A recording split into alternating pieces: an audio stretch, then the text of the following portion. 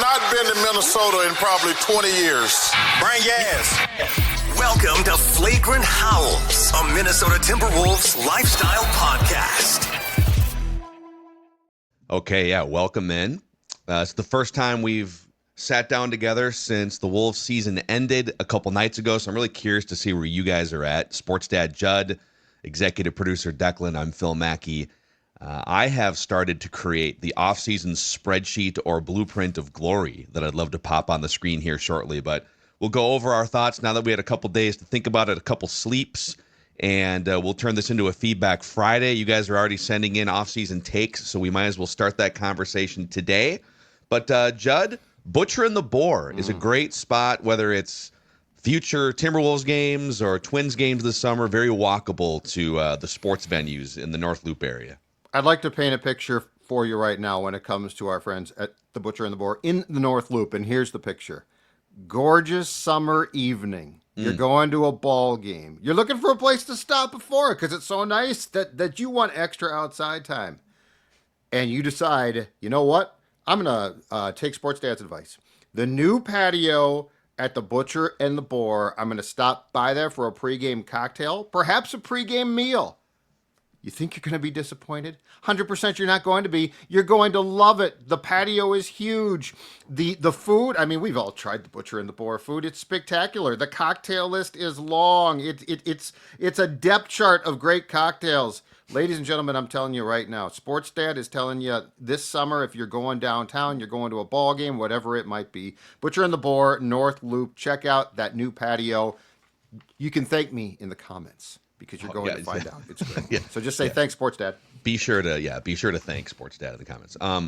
Just generally, now that you guys have slipped on the end of the season a couple times, where are you at right now? Thinking about this team, thinking about the season, and then looking ahead to the next 6 weeks, which are going to be a huge, huge 6 weeks for this franchise. Yeah, I'm pretty much where I was after the game. Because again, I was not on the, well, Chris Finch needs to be fired. He's not going to be, folks. I have still seen enough of Julius, but here's where I am. I am firmly between the years of Tim Connelly. I am in the same headspace, and it's very simple. Everybody says, and they're probably right, Oklahoma City is young. They're cheap as far as the roster construction goes, and they're not going away. Not to mention, the Western Conference has some other teams. Is that the San Antonio Spurs? I hear coming. Is that the San Antonio Spurs? And so here's where I am. You sort of saw what you need to do, or at least attempt to do, to compete. So, and I'm not talking about, I heard I was driving around yesterday, wife's car, so I didn't have the satellite. Local show, local pundit talking about, well, once OKC, in Game 5, once they flip that switch, what are the Wolves supposed to do? I mean, it's hopeless. It was a great year. They just had no chance. You think Tim Connelly thinks like that? Tim Connelly looks at those games in the series and says, hold on a second here. If I'm going to get an NBA championship, I need to build a team that can compete and beat that team. So I am very much at the same space, but I mean, this is where I like Connelly. I think he is too. I don't think Tim Connelly is having a cocktail right now and a cigar saying, I got them to playoffs again. They don't go to the playoffs much. Western Conference Finals. Yes, in our minds, that's a great accomplishment because partially because they sucked for so long that they were an embarrassment to the entire league.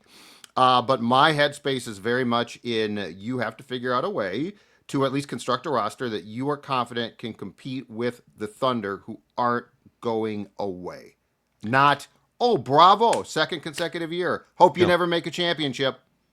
I don't think that it's the ceiling of obviously like, oh, we're going to do it again, and this is an awesome season, because it is an accomplishment to get back to the Western Conference Finals in consecutive seasons, especially when you traded Cat, and especially when you kind of consider, hey, is this going to be a little bit of a half step back by trading Cat, and how are the pieces going to fit here with Dante and Julius?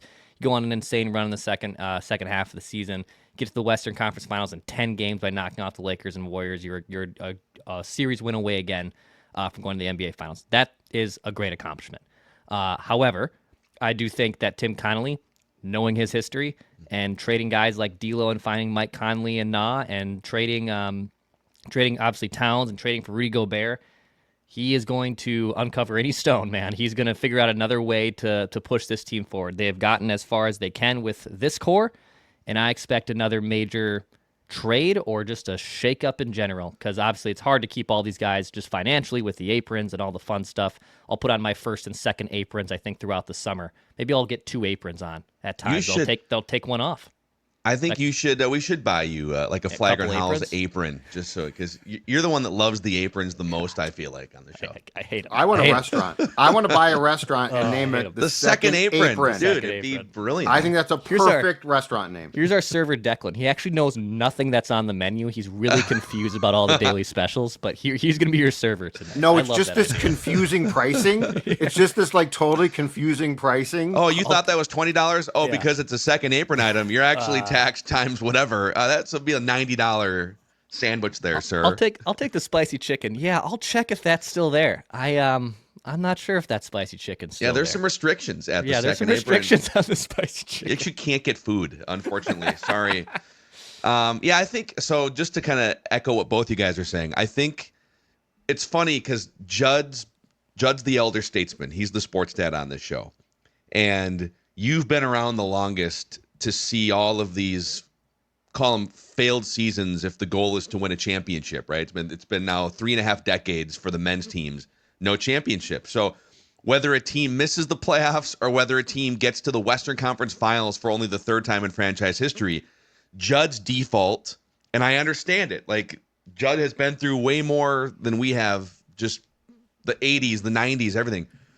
So your general demeanor is to just skip past all the celebrating of the accomplishment and just get right into, no, it's not good enough. You got to get to a championship level.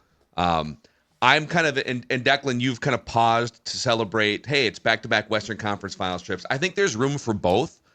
I think there's room to pause and say, wow, 4 straight trips to the playoffs, only the 2nd time in franchise history. It's very rare that a 22 and 23-year-old player in the NBA, as the lead figure on a team, gets this far, 2 years in a row, with a ton of runway to get better and to peak maybe in 3 or 4 years. And also it's a great accomplishment for, I think there's some things to criticize with Chris Finch, but 2 different times he's been told, here is a crazy blockbuster trade, make it work. And he did twice, Western Conference Finals. Celebrate, cheers, go to Butcher and the Boore, get a Manhattan, go to Bricksworth, get a Naz Reed Hazy IPA. And going forward, you've got like a 5 to 8 year window here with Anthony Edwards. And assuming he stays, I think he loves it here. I've already seen some national pundits try to, if they keep running into the same wall, then the Heat, the Knicks. I don't think that's a thing with him. I think he's super competitive and prideful. I think he loves Minnesota. But you've got a 5 to 8 year window here, starting with a huge 6-week stretch this summer where you'd love to cash in on this. And you'd love for this back-to-back Western Conference Finals period to not be the peak of the Anthony Edwards era. Mm-hmm. So where I'm kind of at here, having spent the last 2 days creating the spreadsheet / blueprint of glory for the offseason, I'll pop this up here real quick and then we can go through it. I want to know, how can they improve this team? We can highlight 3 or 4 areas, biggest needs for improvement that we've talked about all year. Ball handling, clutch time effectiveness, too many non-factors on offense. Probably still without a secondary, like a running mate for Anthony Edwards. Julius Randle was that at times. Karl Anthony Towns was that at times. But yeah, I think there's room for both. Celebrate what they've done the last 4 years. Awesome. This is a really good period of Timberwolves basketball. But also, much like the front office, you don't get a lot of time. You have to jump right into draft and free agency season and trade season here in the next 2 to 3 to 4 weeks. If I may clarify, I agree with you on Ant. Like he's your star player. You're not going to trade him. You're going to build around him and hopefully win a championship. What I don't like is, because there's generations now of fans that don't have a championship, what I don't like is celebrating the fact that a team once being terrible for a huge stretch of time, like this is an accomplishment. It is, but you also, this is not the prize. Like if this is the status quo, well, you know what? Every year it's a playoff year, and you're going to make the Western Conference champ. That is not something to celebrate. Sure. That is something to improve on. But I am totally with you guys on the fact that like you do have a core here, and you have a star. I mean, you don't always have and we've seen this, a superstar player, and you do now. So, and that is not something to crap on or say, well, I don't know, he can't get past this. Yeah, he's young, but he's also really good. So I think I just don't like this, yay, we're finally not in the toilet mentality that comes out because your team was just terrible for so long. So let's turn this into a Feedback Friday session here, because we just got a pouring of emails. Feedback tab, Score North app, that's the best place that you can send an email into the show. And I'm just going to put these next 3 things in the what do the Wolves need starting this summer looking forward bin. So we'll start with my buddy James Holm, who emails the show here. And he says the Wolves should bring back Tyus Jones. He signed a 1-year deal with the Suns to be a starter on a contender at the veterans minimum of $2 million because there was no market last year. My guess is Tyus would agree to a decent deal in the area of maybe $8 to $10 million for 3 to 4 years. The mid-level exception, by the way, which the Wolves, because the Wolves are not an apron team right now going into the offseason. Let me pop this up just for the visual audience. We'll dig deeper on this probably next week, but the big green number you see at the top of the screen here is how much cap the Wolves have tied up with their 13 contracts next year. They have $192 million tied up. So the salary cap is $154 million. So they're way over the salary cap. But they're $3 million under the first apron, and they are $15 million or so under the second apron right now. Now that includes Nickeil Alexander-Walker, free agent, off the roster, but it does factor in Julius Randle's player option for $30.9 million. And Naz Reed's player option for $15 million. So they're in a spot where they're not going into the offseason hamstrung by the restrictions of the second apron. You can aggregate contracts together and pool together and make a trade if you want to. They have access to the non-apron or non-taxpayer mid-level exception, which is $14.1 million. So if you wanted to sign a free agent like a Tyus Jones, whether it's for, I don't know what his market's going to be, if it's $5 million or $10 million, you do have the access to that mid-level exception. And again, I am not Bobby Marks, I am not Dane Moore, but I do have a spreadsheet, and I did stay at a Holiday Inn Express last night. So take all of this with a grain of salt and correct me in the comments if I'm wrong on some of this stuff. But I don't think Tyus Jones should be your big move for the offseason. But if you're looking for a younger version of Mike Conley, a guy who's like 29 or 30 years old, who can organize offense, a reliable ball handler, doesn't turn the ball over, knocks down threes, he can score in the mid-range. He's not going to score 20 points a game. But if you're looking for like a better, younger version of Mike Conley, you could do a lot worse than Tyus Jones. I don't think that should be their big move, but I would be interested in bringing back Tyus Jones. So as far as the Conley, I guess he's not going to be gone almost certainly, but the replacement goes as far as the time played. What is Garland the ideal then, as we talked about with Dukes on the Scoop on Thursday? Darius Garland. Darius Garland, to unpack this, I think the Timberwolves need, if you could put together like the perfect thing to really take this thing to the next level, I think it would be a better point guard, a younger, better point guard that can score, that has the ability to maybe score 20 or 25 points in a game, like a running mate next to Ant, a ball handler, someone who doesn't turn it over. And Conley checks some of these boxes sometimes, but he's going to be another year older. He can't play for more than like 22, 25 minutes a night. I've already seen our guy, Tim Garrison from Canis Hoopus, sent in on Twitter. He tweeted this trade idea at me where the Wolves would get Darius Garland from Cleveland. And I think I have to go double check his salaries. I think it's like $35 million a year or something like that. And the Cavs, or like a multi-team trade sending these guys elsewhere, would it'd be like Julius Randle, Rob Dillingham would probably have to go out in the trade. Josh Minott for salary matching purposes, and the 17th overall pick, Detroit's pick from this year. Maybe something else like a future pick swap. But the Cavs have been one of the best regular season teams in the NBA for the last 3 years, and they can't get to an Eastern Conference final. So there's some frustration in Cleveland that, hey, we're winning all these games, 60 games in the regular season. Yep. And so there's questions about the Donovan Mitchell, Darius Garland backcourt. Is that the right backcourt to get them to the next level? I think there's also some questions about whether Evan Mobley and Jarrett Allen are meant to be paired together. Again, if their goal is to break through and get to the Eastern Conference Finals. Also worth noting, the Cavs are $5 million into the second apron. Mm-hmm. So they're likely looking to shed some salary without necessarily taking a step back as a franchise. So they're kind of walking a tightrope, just like the Timberwolves, by the way. They're looking to avoid the second apron, but take a step forward at the same time. So color me interested in Darius Garland for sure. Yeah, I'm interested to see what the Cavs do.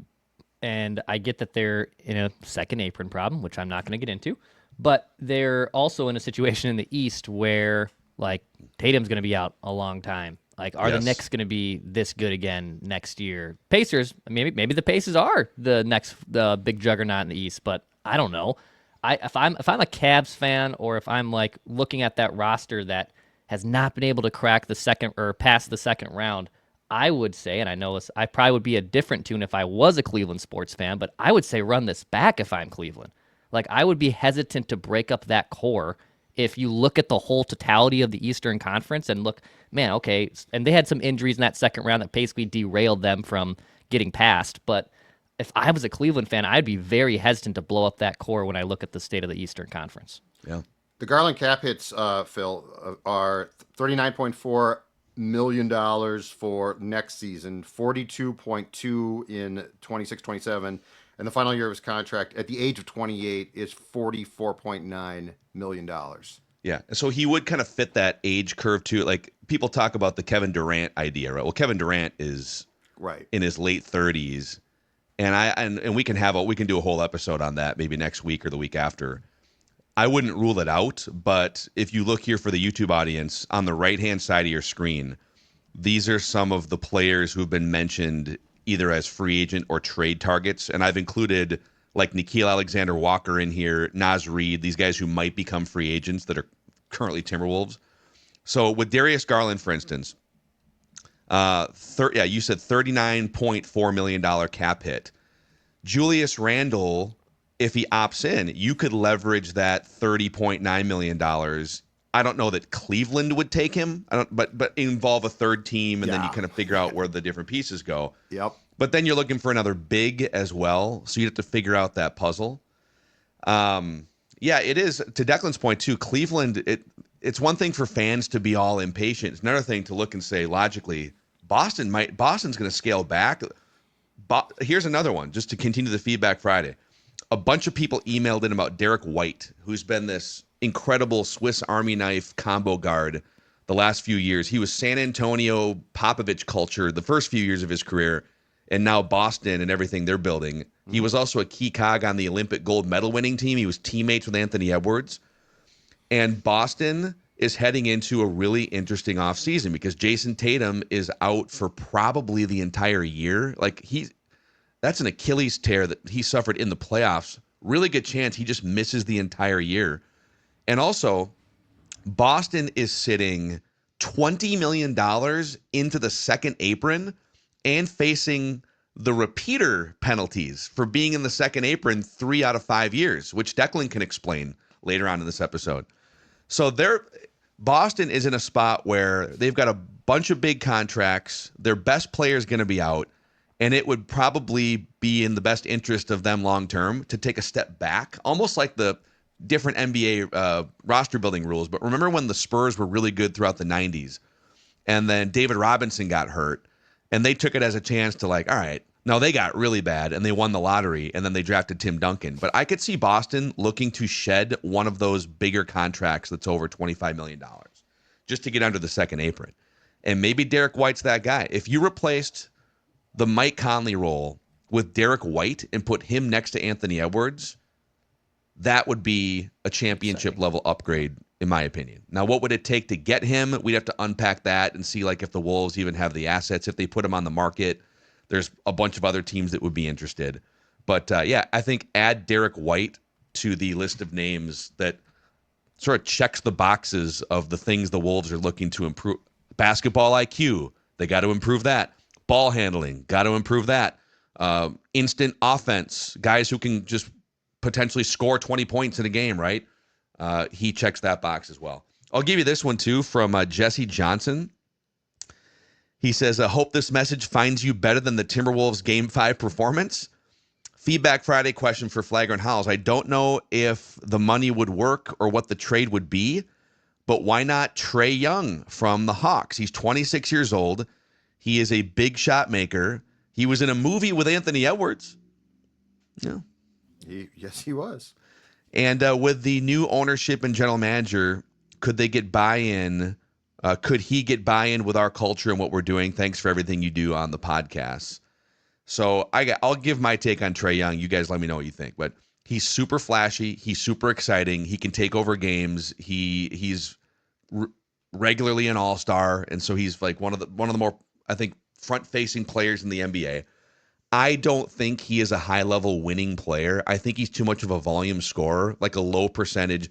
He's like fighting to shoot 41, 42% from the field during a full season.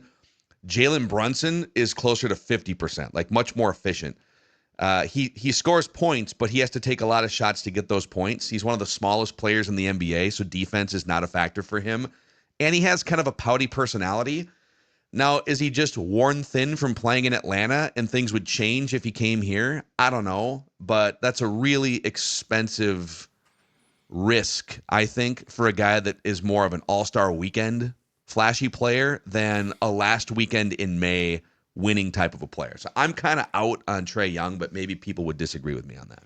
So here's my question too, because I think like with Tim Connelly, it's very, very clear he will make any trade. Like there's nothing. This is the great thing about him is for shows like ours, our purpose is there's no trade where, apart from Ant, there's no one that you can say, well, he might trade this guy and the comeback is, oh, that's crazy. That's stupid. He would never. I mean, the man traded Karl Anthony Towns on the eve of training camp. Mm-hmm. But what is our agreement about the untouchables on this team? Because I do think it's Ant. I don't know it's Jaden. And we've talked about the fact that there would be a reluctance among a lot of folks to give up on Jaden. And I can see that. But in my opinion, the only guy, after what we've seen from Conley, the only guy that I would say in these potential trade scenarios that is untouchable is Ant. I don't know that Jaden is untouchable. I want to show you something here on Jaden. Couple things on Jaden. So for the visual audience, you can see this. For the audio audience, I'll explain this. When Jaden signed that contract, it was like a 5-year, $130 million deal or something, right? And we all had a little bit of price tag shock. Like, wow, okay, yeah, he's sure. Definitely see he's a great defensive player. You definitely see the vision. At $3 million, he's super valuable.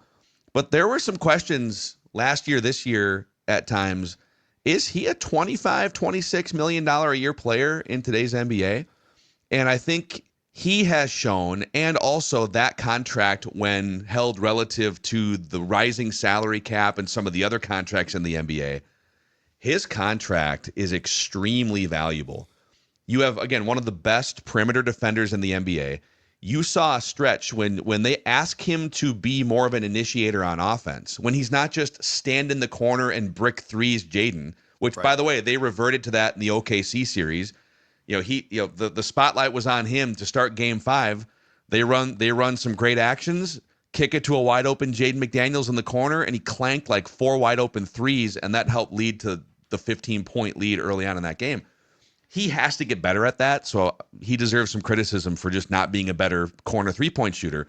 But when they were giving him leeway for 2 months, Julius Randle injury, February, early March, to be more of a creator, to run plays for him, he was averaging like 18 points and 9 rebounds a game, 3 assists, super efficient, 52% from the field. And you've got him on a contract that pays him $25 million next year, $26 million the year after that, 28, and then he hits $30 million in 2028-29 when guys like Ant are going to make $55 million. And you look on the right side, some of the marquee players in the league right now are making $55 to $60 million a year. Darius Garland is making $15 million more per year than Jaden McDaniels is making. So that contract is super valuable under team control for 4 more years. Yep. And I think there's more meat on the bone for Jaden McDaniels as an offensive creator if they give him that space and they empower him to do so. Mm-hmm. So for all those reasons, I would be super hesitant to include him in a trade, especially for like a 37-year-old ancient Kevin Durant. Yes, I agree with that, and I don't think that they would do that. I will say this, though. That contract is why, if we are going to talk about some potential upper echelon additions, that he's going to be brought up first. And I wouldn't put it past Tim Connelly to take that contract and say, oh, okay. Oh, yeah, you know what? You're right. It's a great contract. Here's what I want back. I am putting this in the bin of, I think Conley is looking to be smart, but also win now. And trading that Jaden contract in the right trade would give you an opportunity to immediately step into, okay, this is going to be a guy that can run with Ant. But I'm with you on Durant. Yes, if a guy is pushing 40, no way do I trade a contract like that. No way. I will say right now, just top of my head, the only player that has reportedly potentially been made available that I would consider including Jaden McDaniels in a trade for is Giannis. If we're talking Giannis, obviously the Wolves don't have the treasure trove of first-round picks to give up like some other teams might. Sure. Houston, OKC might win the championship and still make a tweak or something. So, like, in the absence of having those extra first-round picks, Milwaukee would say, okay, well, we're going to need the 4 years of team control on Jaden McDaniels. So that's the starting of the conversation. He is the only player that I would not include him in a deal for Derek White. I would not include him in a deal for Kevin Durant. Maybe some listeners can bring up some other players that, what about this guy? But Giannis is the only guy that I would consider that for. He's just going to get brought up a lot, in part because of the lack of draft pick compensation to give back to teams. So I think there's going to be a reality where he is going to be probably, if you go big game hunting, which I think that Tim Connelly will, he's going to be the first name to be brought up a lot of times. And that's where I'm curious where the line is drawn. Like, where do you draw that line? Because there does come a point in time where it's like, okay, I'll make that trade. But yeah, if it's an aging player, I'm out completely. Like, I would explore a Durant trade. Like, it's fun to talk about, and it might be a possibility. I don't know, but I'm not going to mortgage my future for a guy who I think is still really good, but the clock is ticking on him. Right.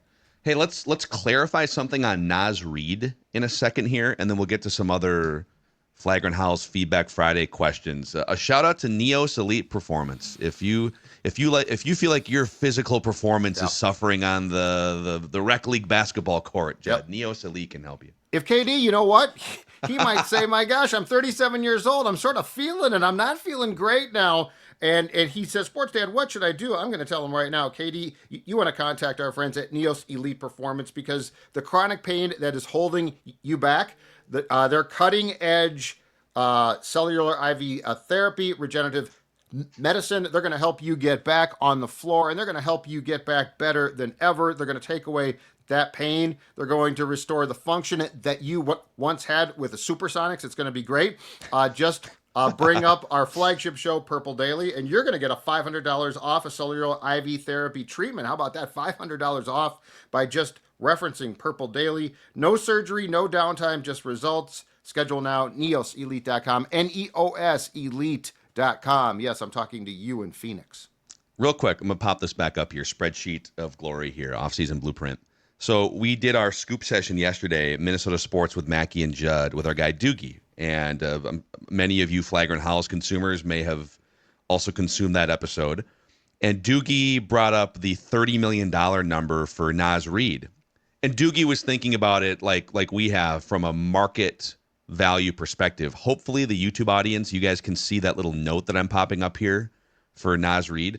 So Bobby Marks from ESPN clarified. Doogie tracked him down for an interview yesterday, and Bobby also did a YouTube video on the ESPN YouTube channel where it's like 20 minutes, just a hardcore breakdown of the Wolves offseason roster building, hurdles, and different things. So go check that out. But he clarified a couple things. Number one, Naz Reed, if he extends with the Wolves, so he's got that $15 million player option. So he could exercise that if he wanted to. He could reject it and be an unrestricted free agent, or he could re-sign with the Timberwolves for up to 4 years, $87 million, which would be just under $22 million a year. That's an option for him. He could hit free agency, and where Doogie brought that $30 million number in is he's looking at some of these other contracts, like OG Anunoby, for instance, 27 years old. Energy wing player, shoots some threes. He's at $40 million a year with the Knicks on his extension. I'll bring, like, Lauri Markkanen is not an exact apples-to-apples comparison, but he's 27 years old. He's a big guy who can shoot threes. He's making $49 million a year on his contract with Utah. So if you're Naz's agent in a perfect world, if there was a bunch of teams with cap space, you'd opt out and you'd point at those two guys and say, wait, if OG Anunoby's making 40 and Lauri Markkanen's making 49, let's talk about a $30+ million contract for my guy Naz Reed. Well, there's only one team in the NBA this summer with significant cap space, and it's the Brooklyn Nets. They have like $55 million in effective cap space. So if you're Naz Reed and you know that the Nets love you and will pay you $30+ million a year, maybe you opt out and you sign with the Nets. But that's kind of a delicate tightrope to walk. It's also kind of an unstable organization. So as Bobby Marks was opining, it might make sense for Naz to either just do the 4 years, 87, and bank that with the Timberwolves, and that'd be a great team-friendly deal with the Wolves, and I'd be all for that. Or does he opt in for the $15 million, bet on himself, and hit the free agent market next year unrestricted when a bunch of teams have cap space? So there's like a few different, there's also sign and trade possibilities where a team might say, oh, we love Naz Reed. For sure, we'll pay $29-30 million a year for him in a sign and trade, and the Wolves get something back in return. But there's like 3 or 4 avenues for Naz Reed, and he has to unpack it all by like June 29th or June 25th. He's got like 4 weeks to figure out what he wants to do with his life. But he did tell reporters, Dame Moore had this yesterday, he did tell reporters that he would love to stay in Minnesota and he would be open to remaining a sixth man, although he does view himself as a starter. So, I don't know. With all of that being said, we have no idea what Naz Reed is going to do here in the next 4 weeks. So he can come back on a contract that's very fair, team friendly, but he certainly wouldn't break the bank. So yeah, Dukes might be he right. could probably make way more money if he opted in for the 15 and played pretty well and maybe played better than he did down the stretch, because I do think he cost himself some value down the stretch. He just was really inconsistent. Yep. And then boom, now there's a bidding war for you because a bunch of teams have cap space. Mm-hmm. Does he bet on himself by opting in? Now that might price him out of the Wolves range going forward after that, so you might just get one more year of Naz. The best case for the Wolves is he would do the 4-year, $87 million extension, and now you got Jaden and Naz on what I would consider really team-friendly contracts for a half a decade, with Anthony Edwards, making $50-55 million a year. Jax? Yeah, I think with Naz paying a guy $30 million potentially to come off the bench, I can't do it. Like, the only way, but they wouldn't have to do that though in this scenario. The extension that he would sign with the Wolves is up to 4 years, $87 million. So $22 million a year, and that's doable. I don't know. I if I'm Naz, I want to start at this point. So if I'm gonna get this bag, and I also want to be a starter, I would like to see Naz Reed as a starter. I don't know if that fits Tim Connolly's vision for getting to an NBA championship, but at this point, I'd rather have Naz. If I'm Naz, I want to start, and also I'd like to see Naz starting with the Wolves too. So that's a path that I would be interested in as well. So unless you're afraid you're going to get hurt, though, what it does make sense just to opt back in, play it out, and then sign elsewhere on, because the problem here is if there's only one team with cap space, you're not going to create the potential bidding war that you can a year from now. So unless you either love it here and just want to stay here, and or have some concern that you're going to suffer a catastrophic injury of some sort, it probably would make sense to opt back in and play it out. Because I mean, it's not like you don't know. It's on the table. Yeah. It's not like you don't know your role here, right? And it's a pretty good role. Yeah, So, opting in is on the table. Yeah. Opting in is on. I think for the entire season, we saw the bright flashes of Naz Reed, and when Julius is out and he's giving you these big performances offensively, it's like there's no way that dude opts in. But the reality is, the way that the NBA is structured right now, and with how many teams are tied up above the cap, this is not a great summer to be a free agent. which is really interesting. Yeah. So it's there's a decision here for him. There's some Gobert stuff in here that's worth getting to. So Nanya chimes in on Twitter and says, "Someone please help me understand why the Wolves felt it was necessary to extend Rudy Gobert's contract." I think a lot of people were wondering that last fall. Like, what do you just play out the deal? He had like a $45 million number for this last year, and you could have been done, and now he's coming back. The 3-year deal starts this upcoming year in the 30s somewhere. Mm-hmm. So the answer to that is they extended him, because he's still a really good defensive player. His presence on the court makes you one of the 5 best defensive teams in the NBA. So that's a really valuable thing, and one of the main reasons why the Timberwolves have gone to back-to-back Western Conference Finals. Mm-hmm. Yes, he's clunky. Yes, his offensive game is mostly a disaster unless he's dunking in, cleanup offensive rebounds. But he is still an incredible defensive presence, even though he's not the player that he was 2 or 3 years ago.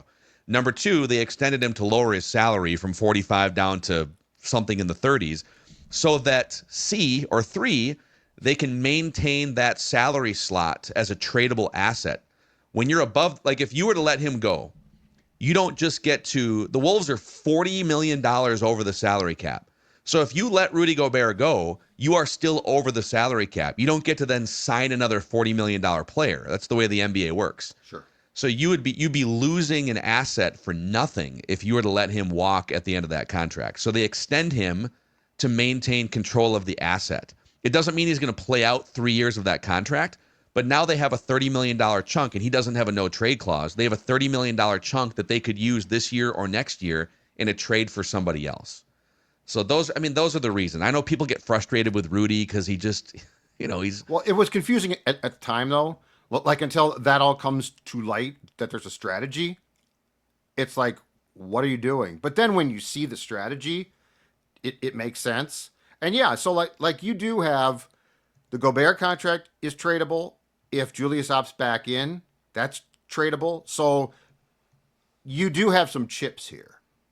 Because I am fairly convinced that when opening night 2020, 25, 26 comes around, we're not going to see the same team. So you've got to have some chips. But yes, because the Gobert contract was done, as Kyle was talking about, on opening night when the Wolves were going to play the Lakers, I think it was confusing at the time. But then once the reporting came out of sort of the strategic decision behind it, it made a lot more sense. Yeah, and it's a much more tradable. I know he's a little older and he's not as valuable as he was when the Wolves gave up like 4 first-round picks, but sure. But it's $35 million, $36 million, $38 million. If you needed to, and I would explore options with him. I don't think he's guaranteed to be on the team next year. You'd have to figure out a way to not be a defensive disaster, but like it's easier now to take his 35 and another 15 over here with whatever, a Naz Reed sign and trade or whatever, sure, to go get a big time upgrade or something. Yep. And I'll go back to, on Gobert especially, I'll go back to what we talked about with Kyle on the night of the devastation. And that is, I'm not for celebrating like, okay, we've gotten to our ceiling and it's not a championship, but here's the thing that I think we forget as well. There are steps to getting to where you want to go. It's not an express. You don't get on the subway and have no stops. And Gobert is going to ultimately, I think, have played a very important role in getting the Wolves to a place that they weren't. But that doesn't mean he's going to be with the finished product, if that makes sense. Mm-hmm. So like you could say, well, he's not a championship player, and you might be right about that. But the reality is, Tim Connelly looked at a roster with a couple of really good pieces and said, okay, but we're nowhere near where we want to go. How do we get there? And I think he partially said defense.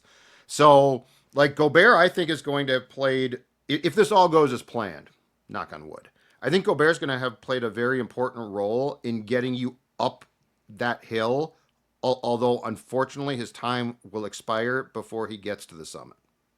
Yeah, just kind of like D'Lo's presence was needed for a minute to get them from, like, D'Lo was a valuable piece for a couple years because you needed some offense to get you into the 40s as a playoff team, like to get to whatever 40 some wins. And then look at the trade too. And then it's like, okay, we've got a good team now, and there's some good young players, and now it's time for more of an adult point guard that can unlock other areas of the offense, and that's when they wound up getting Nikhil and Mike Conley.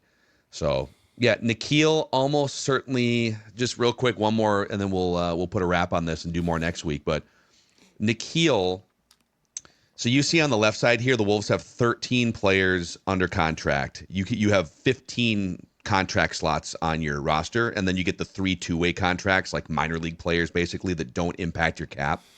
Yes. So you've got 13 players under contract, not including Nikhil Alexander-Walker, and you have, if you want, the non-taxpayer mid-level exception, which is up to $14.1 million this year.